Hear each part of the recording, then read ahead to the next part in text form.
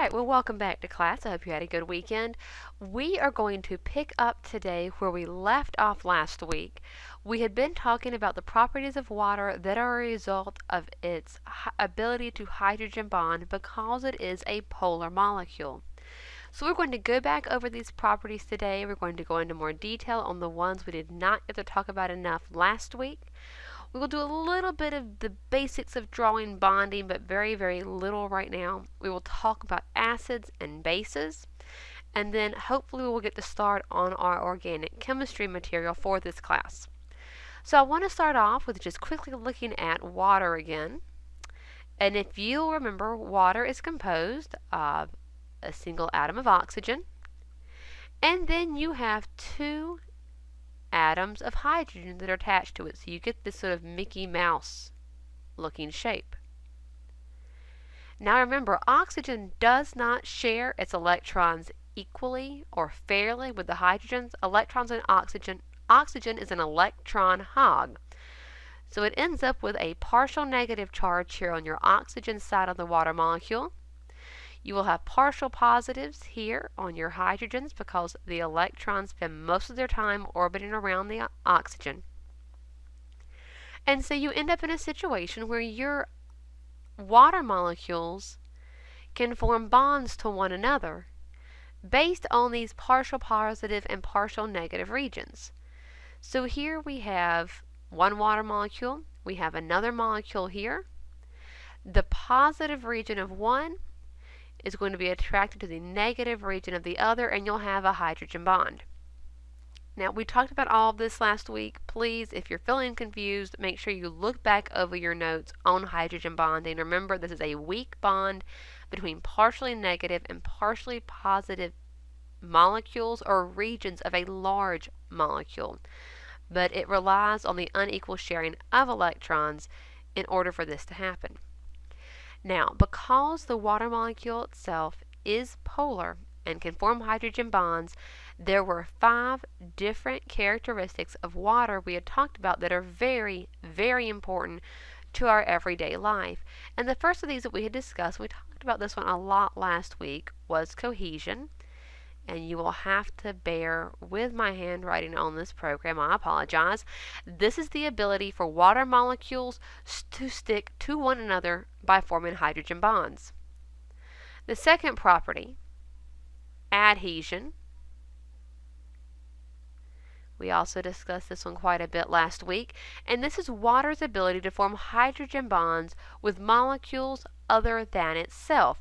This is how it sticks to a glass when you dump the water out and there's still a little bit of water left on the edge of the glass or on the edges of the glass. This is because of adhesion. And this is one of those properties you should have really considered writing up those questions for your lab on the properties of water. The third property, which some of you heard more about, others of you did not, so I'll spend just a minute on it today, is the fact that water is what is called the universal solvent. First of all, when we're talking about a solvent, we're referring to a solution or a combination of different compounds in a liquid form. It can also be gaseous. But here what we're looking at is in the water as in a liquid form. Your solvent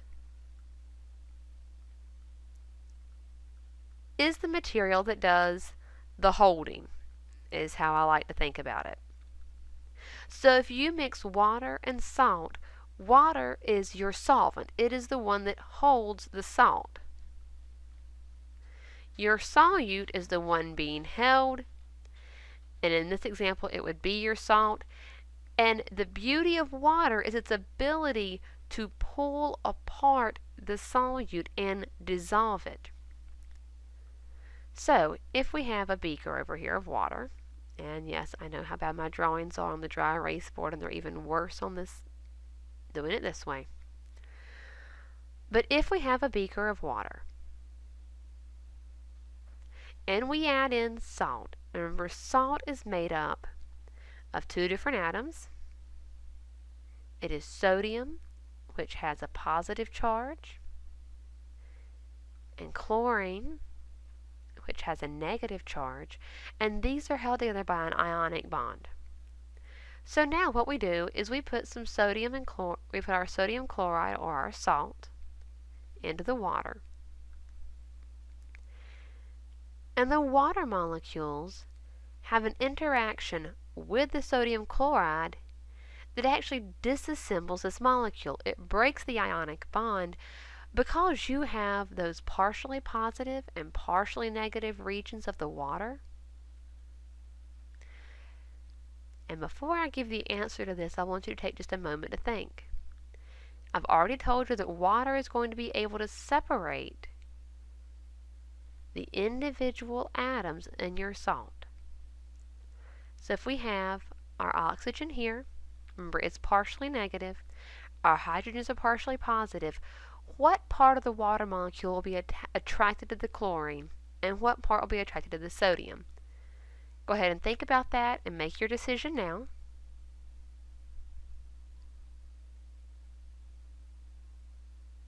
I hope you've thought about it. The chlorine will attract the partially positive hydrogen region of the water molecule. The sodium attracts the partially negative because remember these opposite charges attract each other. So the water, you can't see that yellow, the water is able to pull these two apart because the partially negative region attracts the sodium, the partially positive region attracts the chlorine, and you're actually able to dissolve your molecules of salt into sodium and chlorine that are sort of surrounded, if you will, by molecules of water. So you would have your chlorine over here. You could have several water molecules surrounding it.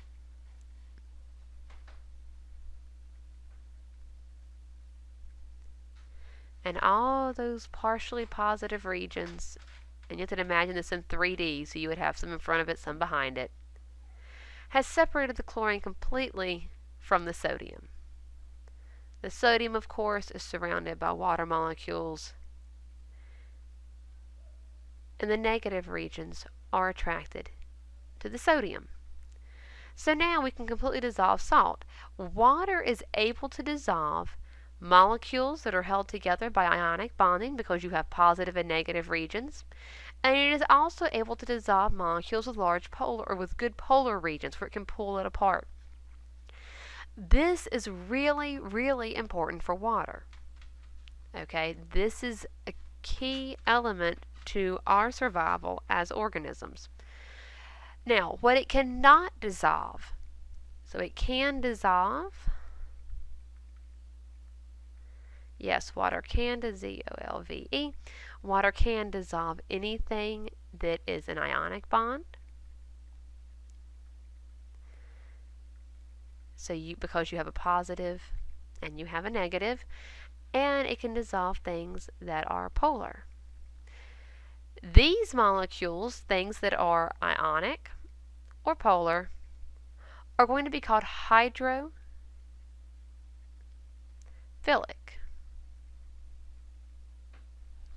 Whoops, that should be an L. Now, remember that hydro means water, and philic means loving. So these are water-loving molecules. They're attracted to water, water's attracted to them, and so they dissolve beautifully in water. What cannot dissolve in water? This will be molecules that are nonpolar, and they are called hydrophobic. Remember we discussed that phobic last week. Phobic is a fear. If you're an arachnophobic, you're scared of spiders. And something that's hydrophobic is scared of water. So when you're talking about water being the universal solvent, anything that is held together by an ionic bond or that is polar can be dissolved in water. This may lead you to the question of what can't be dissolved in water. We'll get to that more when we hit the organic chemistry. But an example of this are things like lipids, also known as fats. These are non-polar. They don't dissolve in water. So if you think about trying to mix vegetable oil with water, vegetable oil is a lipid. It is non-polar, and no matter how much you shake up a water and oil mixture, you're still going to have those individual little globules of the oil. because those are nonpolar and will not mix with water. This is going to be exceptionally important once we start talking about our cells and our cell membranes and how things move in and out of our cells. Knowing that we have polar and nonpolar molecules is extremely important. So please make sure you remember things that are nonpolar are hydrophobic and do not dissolve in water. Things that are polar are hydrophilic and they can dissolve in water. And this is also important for your ions. Okay, back to our properties of water. We have a fourth one. This is that water is resistant to temperature change.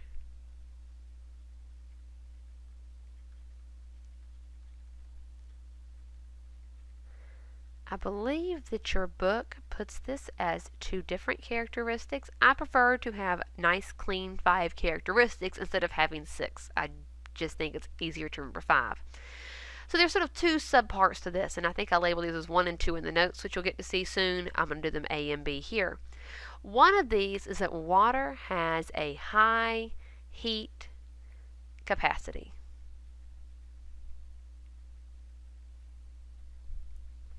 What this means is it takes 1 calorie of water to raise 1 calorie of water. 1 calorie of energy. Calories are energy. We discussed this sort of that first week with why we need to eat, is we get calories or energy from our food.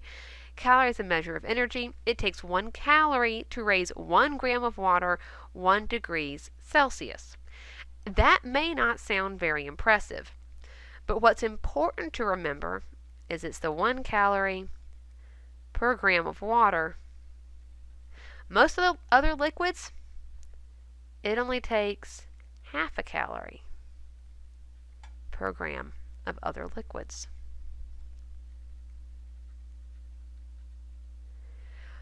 The reason that it takes more energy to heat up water is that you have to deal with those hydrogen bonds. The hydrogen bonds themselves actually can absorb some of the energy. And energy is related to how much the molecules are moving. The hotter something is, the more its molecules move. So in order for the molecules to have the freedom to move, you have to break those hydrogen bonds. Otherwise, they're in this structure and they just don't move around the same way other liquids do, because the hydrogen bonds hold them tight, prevent molecular movement, which prevents the increase in the temperature. So it takes more energy to heat up water because those hydrogen bonds allow water to absorb more energy. Now, this goes hand in hand with a high heat capacity, is water has a high heat of vaporization.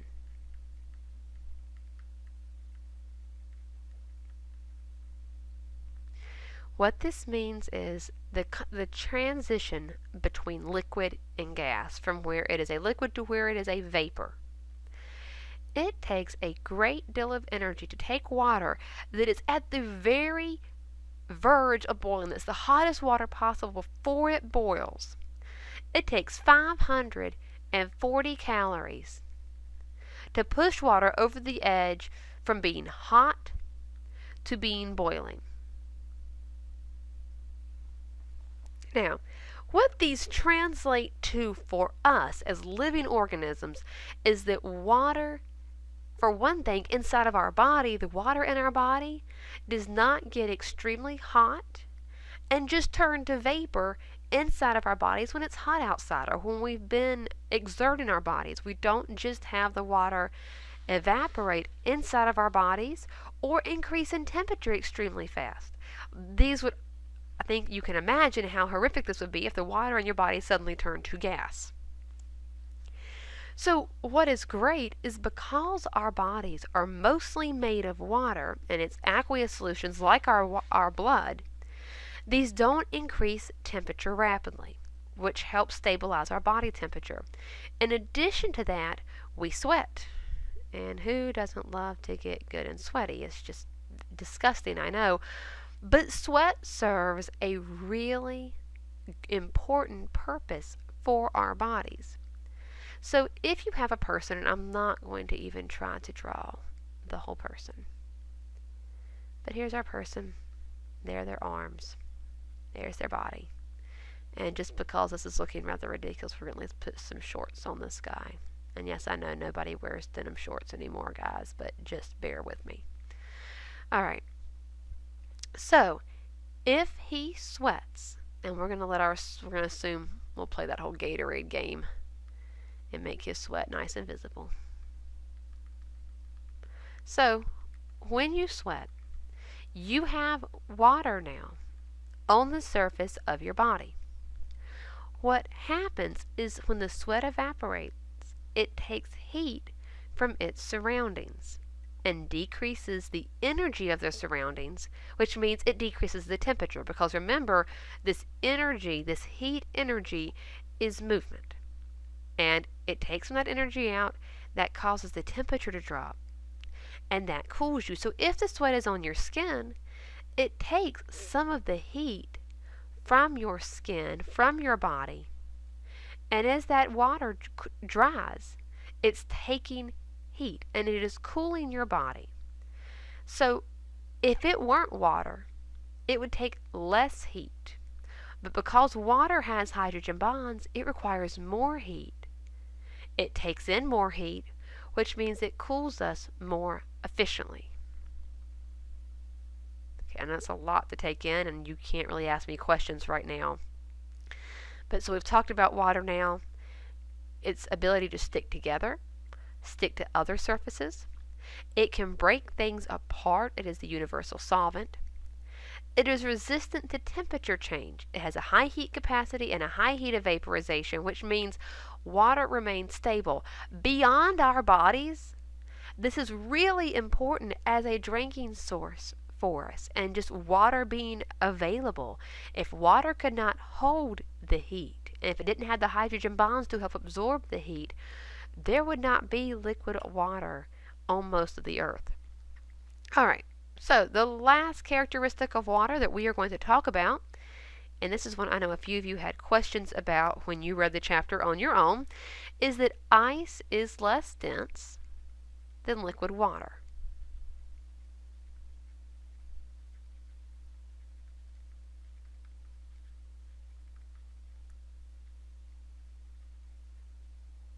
Okay, this again, like everything else we talked about today, goes back to the fact that water is forming hydrogen bonds. When water is a liquid, it moves more. The individual molecules of water are moving more than when it's a solid. And so they sort of pass off hydrogen bonds from one to another, and they go back and forth. And as long as that movement is occurring, the repelling forces between your positives and your negatives and negatives, the molecules can sort of reorient themselves and just shift by and flip over, and the hydrogen bonds can shift from molecule to molecule. Now, once it begins to cool, it moves less. And this means that the orientation of the molecules in relation to each other becomes more important. So like these two molecules here are not going to want to be very close to each other, because you have two positives. And so you're going to actually have those probably shift. And let me rearrange that water molecule real quick.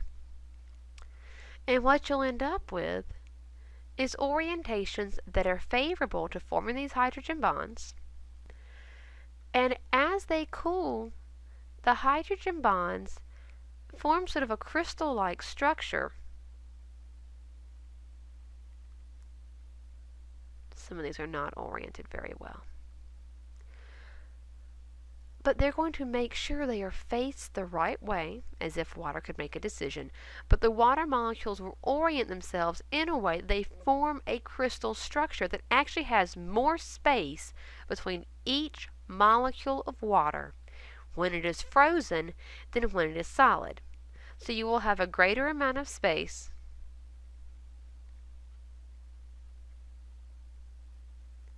between water molecules when they are solid.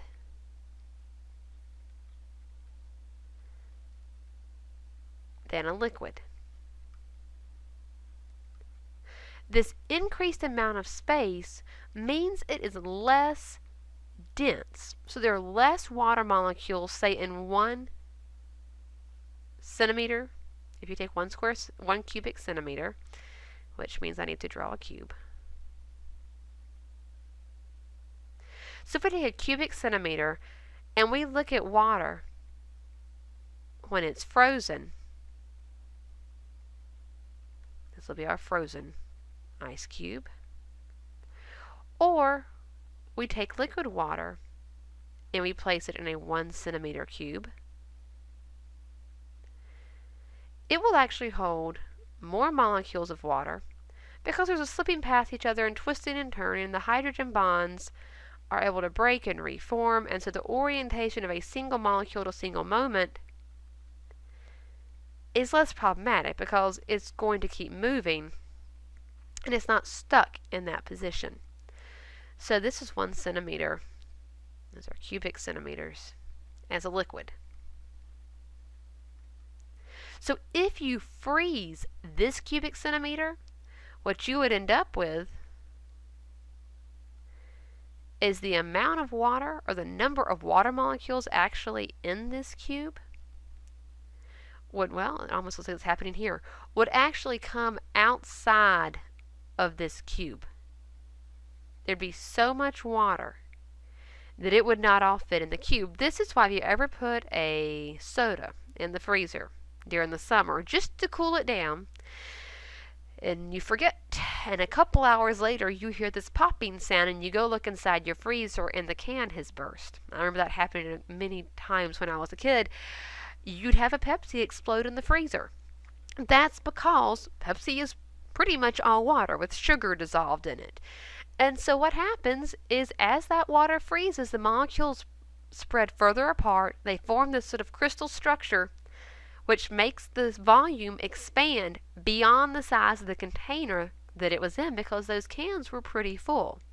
This will happen with water bottles. If you've ever seen the old cartoons and there's a milk bottle, and this is a really ugly milk bottle. Yeah, that's ugly. That's okay. There's our milk bottle. And you see it's got this little creamy stuff at the top and the cap sit on top of it.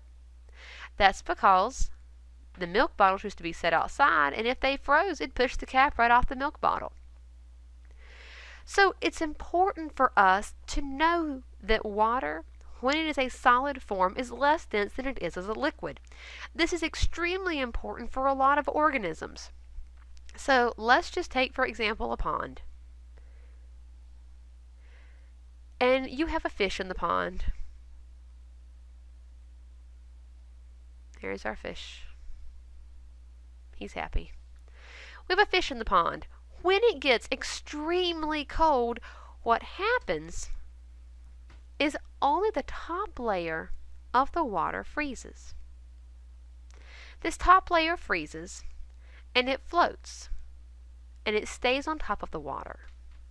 This creates an insulating barrier for all the water down below. It is now not exposed to the freezing temperature. And yes, this ice layer may get thicker, but unless the pond freezes solid, this fish will still have liquid water to live in. Now, let's consider what would happen if ice did not float. And we have the same situation here. We have our little fish.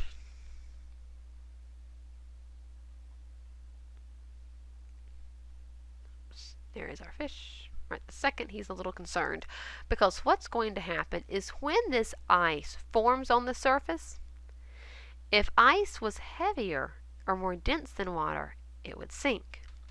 So then you'd have a layer of ice down here on the bottom. Doesn't seem like such a big deal, except this water is still exposed to the freezing temperature. So then it freezes and it sinks to the bottom. And then what's on top up here again freezes and sinks to the bottom.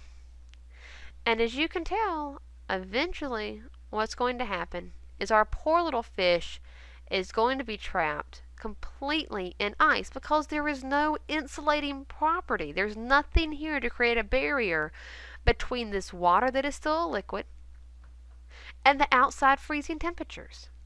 So it is absolutely critical, especially for marine organisms, that ice floats when it's a solid, because this property allows it to create an insulating barrier. So even though the temperatures are freezing cold out here, and it's snowing, and we've got snowmen built over here on the edge of the pond, even though all that has happened, there is a barrier of ice that is protecting the water down below, and so aquatic organisms can continue to survive in this liquid water, where if the ice sank, their water would freeze solid and they would die. So this property of water is extremely important for us to understand, not just so you don't forget your Pepsi in the freezer and have a really nasty mess, but also because it is necessary for the survival of aquatic organisms. It also provides the ice sheets and all these different formations that you have in the Arctic and the Antarctic, where you have the icebergs and things that animals use, that are our ocean-dwelling mammals rely on these sometimes to get up out of the water. And so that's really important to remember. Okay, that wraps up our discussion on the 5 properties of water that are due to hydrogen bonding. Please, if you have any questions about these, I want you to write them down, and I want you to bring them to class with you the next time I am here, so we can sit down and talk them through. So make sure you write down your questions. If you want to email me, please feel free to email me. But remember this information that we have covered. Now give me just a minute. I'm going to save this so I'll have these notes if you want to look at them. And then we will go on and cover a few more things for chemistry. Okay, so now we are going to move on, and we are going to talk very quickly about bonding. We actually mentioned this last class, but I want to mention it again. We'll talk about it even more later, and you'll be so excited. Whenever we are drawing chemical bonds, and this is when we're doing our chemical structures, we talked about this before. We talked about it with carbon dioxide, that when you see a single line, that means there is one pair of electrons that is being shared. So in this example, remember we had carbon, and we have it's CO2. Remember we drew the valence electrons. Remember carbon has 4 valence electrons. I'm actually going to draw them like this for now. And that oxygen, remember how many oxygen has? It has 6. It wants 2 more. So what's going to happen is oxygen has its 6. There's 1, 2, 3, 4, 5, 6. 1, 2, 3, 4, 5, and 6. And in order to make these molecules happy, remember they want to fulfill the octet rule. They want to have 8 electrons in their outer shells. They are going to share electrons. So carbon is going to share 2 electrons with each oxygen, and each oxygen will share 2 with carbon. This gives each individual atom access to 8 electrons. So in the example of this oxygen, there's 1, 2, 3, 4, then 5, 6, 7, and 8. That's what that oxygen has access to. Keep in mind these are not rigid. They're not just really staying with just this oxygen. These are being really passed pretty liberally between all 3 of these. There's 1, 2, 3, 4, 5, 6. Yes, I know my 5 was ugly. 7 and 8. And then the carbon has access to 1, 2, 3, 4, 5, 6, 7, and 8. So now all of these atoms has access to 8 electrons. So when we draw this, we draw a single line for each pair. You can imagine you're connecting the dot between these 2 electrons. So when you see a single line, it's for 1 pair of electrons. When you see 2 lines, this is 2 pairs of electrons. And we call this a double bond.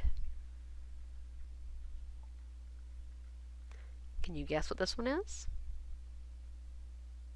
It's a single bond.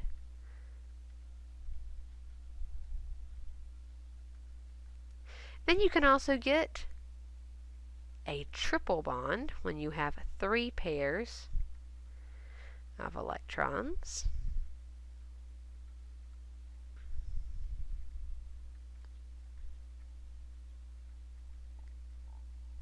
And then the last bond type that we have been drawing that I want to remind you of was we use a dashed line to represent a hydrogen bond. And remember, this can occur between 2 separate molecules as it does in water, or between 2 polar regions of a single molecule. And this will be really important when we get to the next unit on the organic molecules. We will have things like DNA, which has hydrogen bonding within it. We will also have proteins that when they fold up, these big cumbersome proteins, and then you have regions that are held together with hydrogen bonds that keeps this folded properly. And as you will find, form is everything if you are a protein. Alright, so now we are going to tackle the second part of our lecture today, and that is going to be the acids and bases.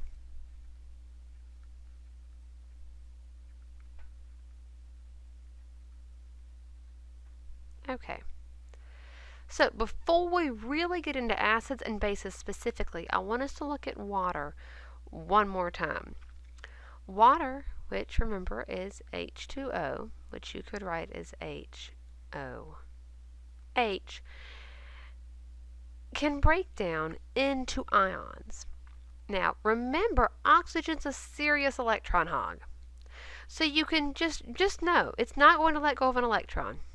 So when this splits into ions, this hydrogen is going to go off on its own. It is not going to get the extra electron. So it will become H+. This is called a hydrogen ion.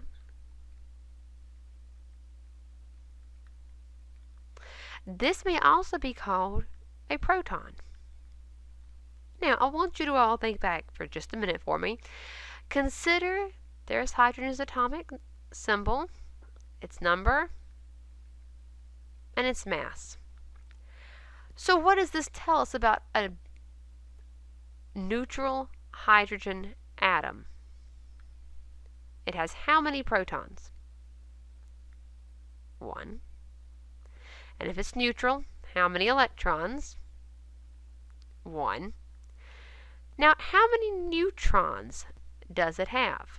Remember, you take the atomic mass, subtract the atomic number, and you have less than 1 neutron. So hydrogen typically is just 1 proton and 1 electron. So when it loses that electron, it is just a proton. So a hydrogen ion is also called a proton because that's all that there is just the proton. Now, this OH, because you have the oxygen here, is our electron hog. So you're going to have OH negative, which is called a hydroxide ion. This is how water can break down. So in any amount of water, you're going to have H2O, H+, and OH negative. The OH negative and H+ will be roughly balanced, and so that water will be neutral.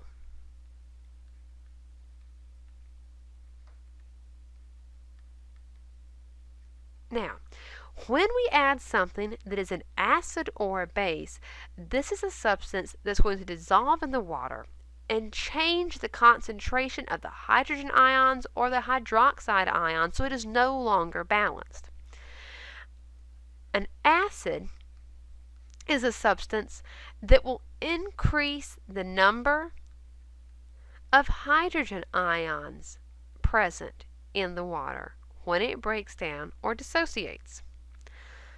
A base is going to increase the amount of hydroxide in the water.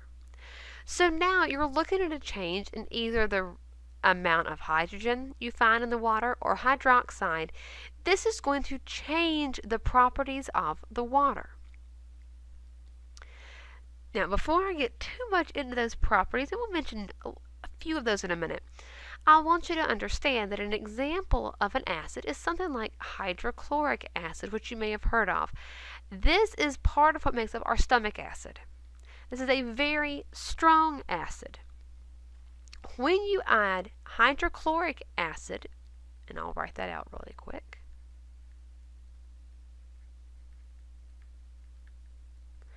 Hydrochloric acid. When you add hydrochloric acid to water, it is going to break down almost completely into H pluses and CO negatives. It will break down almost 100%.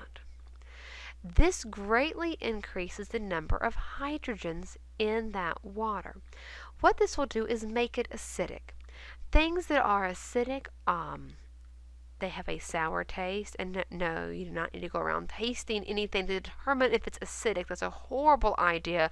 If you've ever tasted a lemon, you have citric acid in a lemon, and that is why it tastes sour. That's why when you get it in a cut, it will burn like the devil when you get acid in a cut. And it's these extra hydrogen ions that are causing that. An example of a base is sodium hydroxide. Now, what a base will do when we put it in water, and I'm not worried about the water here, just the acid and base itself, it will break down into sodium ions and hydroxide. This greatly increases the hydroxide concentration. These will be bitter, and they will feel very slippery. If you have ever gotten bleach on your hands, in addition to knowing how it dries your hands out, you'll also notice how just slimy that feels and slippery, and that is because it is a base. Now, there are different definitions for acid and base that you may hear about in a chemistry class at some point. I am not going to discuss those in this biology class. We're going to focus on acid as increase in the number of protons, or being a proton donor,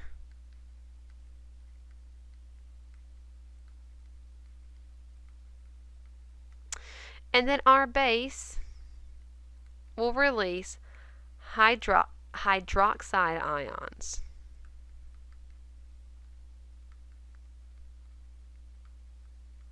You could also call this a proton acceptor, and that is all I'm going to mention about that.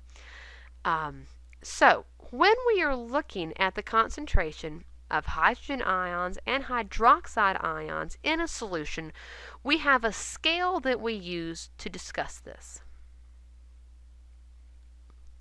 This scale is called the pH scale. The pH scale measures or indicates the acidity or basicity of a solution. Now, when you hear basicity, I cannot spell basicity right now. Excuse me, let me just fix that. You know how my spelling is. There we go. You may also hear the term alkalinity. Those two mean the same thing. Something that is alkaline or basic means that it increases the concentration of your hydroxide ions.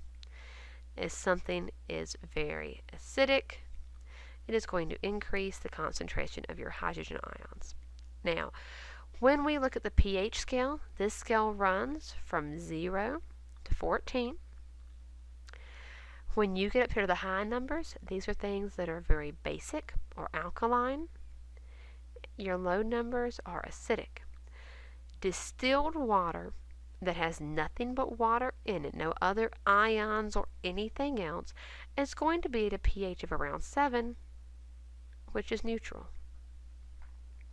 Now, what happens is as you increase the hydrogen concentration, things become more acidic.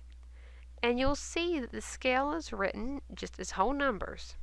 Oops. And of course, I'm going to write those backwards because I'm not paying attention. So as things become more acidic, it drops one at a time. what you've got to understand is this does not mean, oh, it's just one time more acidic. No, every time you drop, it is 10 times more acidic. Then it is another 10 times. So if you're looking at a pH of 7 versus a pH of 5, that is 100 times more acidic than neutral water. So you've got to get sort of a grip on it. This is a large scale. This is not a sort of gradual progression.